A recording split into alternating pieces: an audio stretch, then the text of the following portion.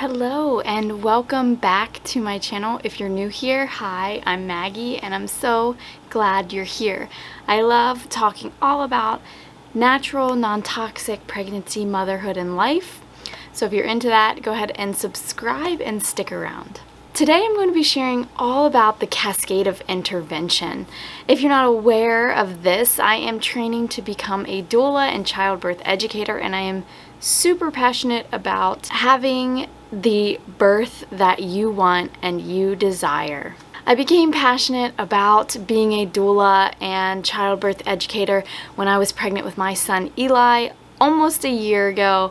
I actually had a bad experience with a midwife, which kind of sparked something inside of me that women need a lot more support and education than is readily available. So I decided to go ahead and get this certification and start empowering women to, like I said, have the birth experiences that they desire. I also share a lot about natural, non-toxic pregnancy, motherhood, and life, but also doula and childbirth education content over on my Instagram. So if you're into that, go ahead and head over there and check it out. So I'd like to start off this conversation by giving you the definition of an intervention, specifically when it comes to the labor and birth process. An intervention is anything that interferes with the natural and physiological birth process. So a medical intervention can literally be taking your blood pressure, but it can be something as big as a C-section, an epidural, Pitocin, IV fluids. These are all medical interventions. So what is the Cascade of Interventions? The Cascade of Interventions is the use of medical intervention to solve a problem which interferes with the natural birth process, which typically will then cause another problem that needs to be solved by another intervention, leading to another problem, leading to another intervention, resulting in unwanted birth outcomes and typically birth trauma. It doesn't sound that great, does it? So an example of the Cascade of Interventions would be this. So you go into the hospital and you're in labor, but things aren't progressing as fast as they want them to.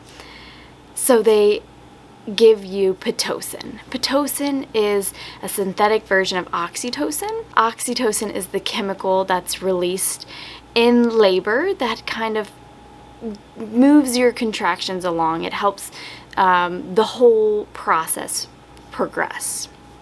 So Pitocin is given to you, and Pitocin actually does move things along, but it moves things along faster than the natural process, so your contractions will start to get longer and stronger before your body has become adjusted to having those contractions.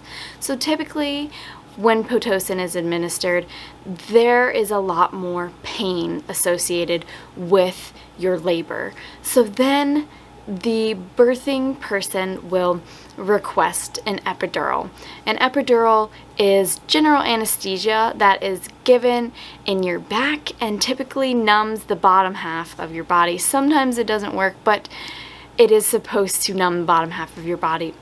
When anesthesia is given, you become kind of disconnected with that part of your body, and believe it or not, the progress that you just made with the Pitocin after the epidural starts to slow down again. So this is when doctors will up your Pitocin. And with the up in Pitocin, you're in more pain again, so you're going to need some more of that anesthesia. And then you would need more Pitocin. And because now your labor has been drawn out because of these ups and downs and progression and slowing down and you not being super comfortable because you're in so much pain and being disconnected from the lower half of your body, you kind of don't know what's going on. Unfortunately, the baby is now in distress. So they can tell from the fetal monitoring that baby's heart rate may be a little questionable.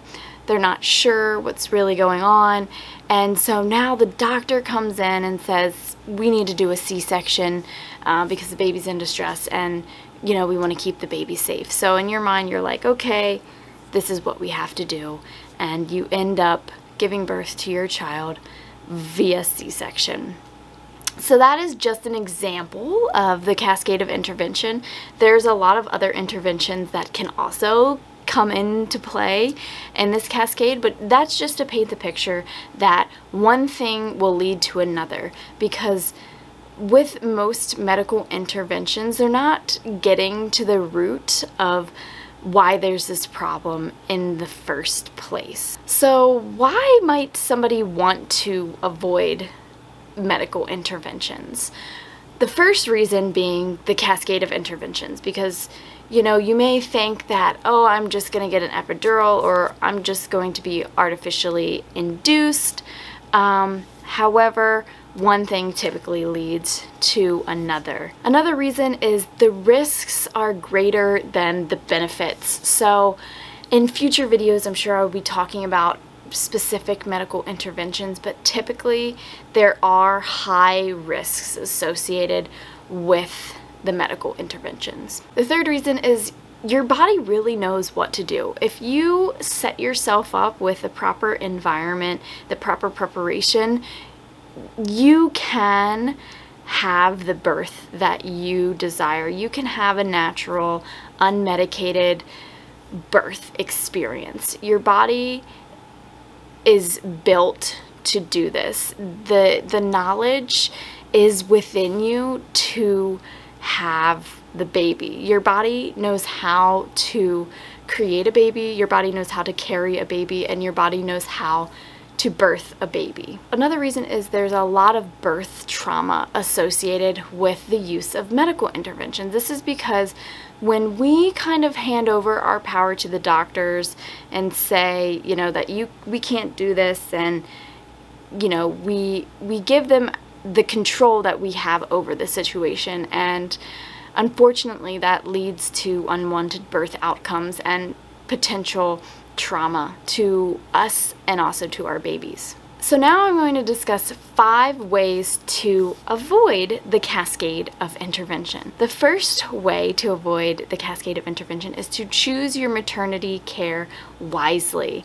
And what I mean by that is these doctors, these midwives, they are working for you. So it's important to ask the right questions. Ask them what their C-section rate is. Ask them what their rate of using medical interventions is. Ask them if it is likely to achieve the natural birth that you desire, if that's your goal. Ask these questions up front and ahead of time to make sure that you are in the right hands to have the birth that you want. Number 2 is take responsibility for your health. And this is something that I am extremely passionate about, something that should be set in place before we get pregnant, but we can't always plan for pregnancy. So I understand if you are pregnant, now is the time to do this as well.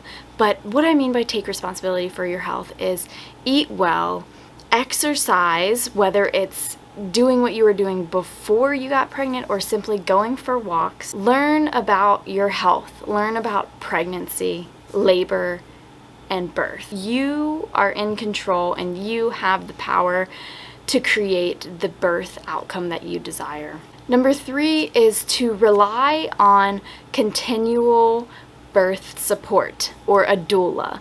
A doula has many benefits. I have a post over on my Instagram about the benefits of being a doula, but essentially a doula is somebody who is there with you preconception to parenthood, physically, mentally, and emotionally supporting you, providing you with education and comfort, when you are in labor.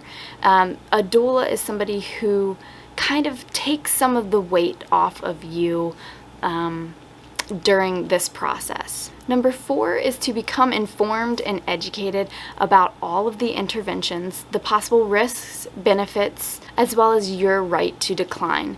So you can learn a lot about medical interventions in childbirth education classes. There are also some really great online resources out there that give you a lot of information about different interventions. And this is also something that a doula could help with, help you research, and help provide information to you about. But it's important to know your choices and be informed, like fully informed about the decision that you're making for yourself and your family. And number 5 is to create a plan. A birth plan is really valuable because it allows you to outline what your desired birth outcome is. And this is something that you can create and share with your birth team, whether it's a midwife, a doctor, a doula, your nurses, as well as your birthing partner, whether that's your boyfriend, your husband, whatever. So everybody's on the same page and it's clear what you want so that that can be the focus, and also, outline the what if situations. What if something did go this way? How would you want to handle that? Those are important things to plan as well. So with all that being said, you might be sitting there thinking, but an epidural is for pain and I don't really want to be in pain, right? So I understand that some medical interventions can be very sparkly and shiny and pretty and seem like the best option for you, but I'd like to mention here that there are other options in terms of comfort measures and pain management when it comes to birth and labor. Some of those methods are like having a water birth, or using a birthing ball, or having counter pressure from your partner. And we'll get into more comfort measures in another video, but just know that medical interventions are not your only option. And if you do decide to go down the route of having a medical intervention / medicated birth, be sure to become informed before you fully commit. So that's all my information about the Cascade of Interventions. I hope that you found some insight in this video, and I would love to know if you enjoyed this kind of content. Leave a comment down below, and I will see you all next time. Thanks for watching.